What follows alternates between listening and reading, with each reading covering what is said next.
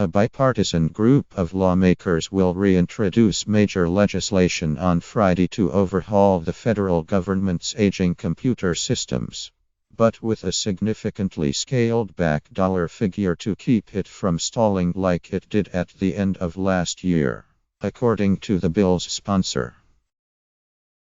The bill is a first step, and the biggest step in this Congress, toward slashing wasteful federal information technology spending.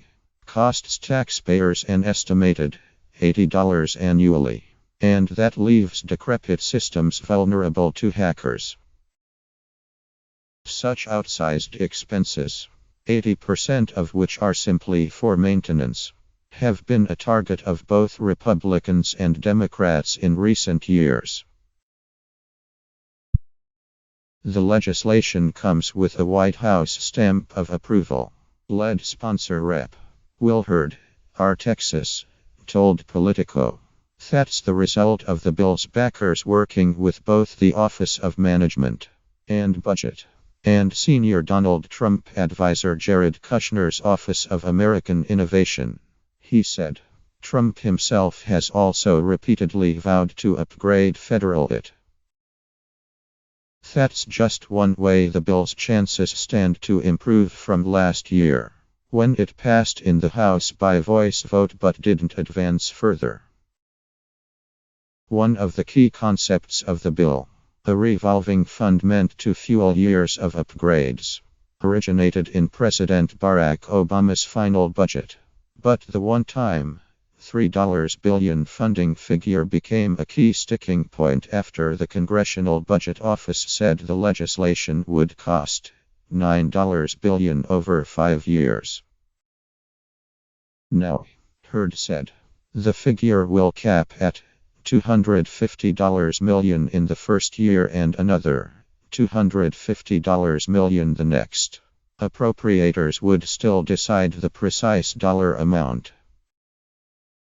However, Hurd said, that fund was always secondary to the crown jewels, in a bill dubbed the Modernizing Government Technology Act, or MGT.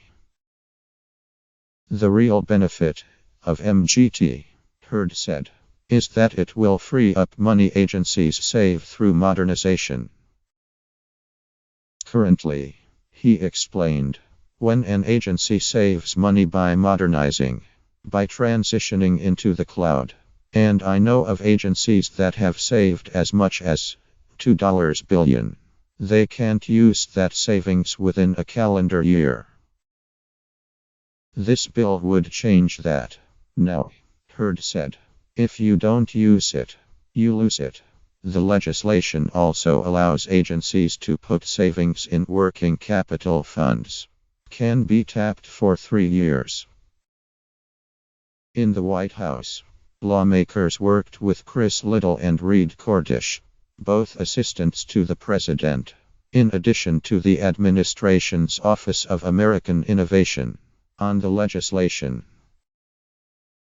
Hurd, who chairs the House Oversight Subcommittee on Information Technology, is the lead company sponsor of the bill in the House, alongside Illinois Rep. Robin Kelly, the subpanel's top Democrat. Other major company sponsors of the bill include House Majority Leader Kevin McCarthy, R. Califf, and Minority Whip Steny Hoyer, D.M. As such, the bill could see House floor action very soon. This legislation is fundamental to the efforts of the Innovation Initiative to modernize government, and I will schedule it for floor consideration as soon as it advances from the Oversight and Government Reform Committee, McCarthy said in a written statement, referring to a legislative initiative his office has been leading. A companion Senate bill should drop soon, too, said Hurd, with Sens. Jerry Moran, Arkansas, and Tom Udall, DNM, taking the lead. The legislation's reintroduction comes on the same day Trump could sign a long-delayed executive order on cybersecurity. Early drafts of the order incorporated modernization of federal IT systems. But people familiar with the administration's planning told Politico last weekend. Kushner has requested a separate executive order on agency IT modernization. Still, House Homeland Security Chairman Mike McCall said Thursday the cybersecurity order could serve as a springboard. More initiatives, including legislation, to update federal IT systems. I think what you are going to see coming out of this executive order, and I don't want to get ahead of the White House, but my sense is that you are going to see a modernization act within the federal network systems. The legacy systems, McCall said.